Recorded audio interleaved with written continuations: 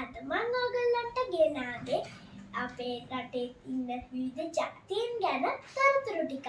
ඉතින් අපි මේක කවියකින් ඉගෙන ගමු. සිංහල දරුවෝ බුදු දහමින් පණ ලැබුවා.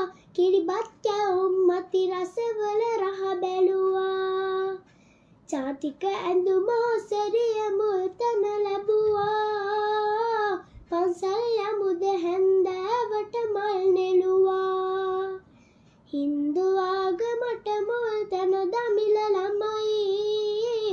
වඩේ ඉර්ලි තෝසිමේ ලඩ්ඩු හරිම රහයි. වේට්ටියයි බැනියම ඇන්දාම යසයි. සාරිය ඇඳ කෝවිලයයි තිලක තියයි. මුස්ලිම් ජාතියට ඉස්ලාම් ආගමයි. බුරියානි පරාට බූන්දිත් හරි රසයි. චුම්බාව ඇඳ හිසට තොප්පියක්ද ළමයි. මස්ජිදය වෙත යන්නේ ඉතින් මුස්ලිම් ළමයි. ක්‍රිස්තියානි ආගම වෙයි බර්ගර් ජනය අදහන. ලම් රයිස් කේක් රෝස් වෙයි දිව පිනවන.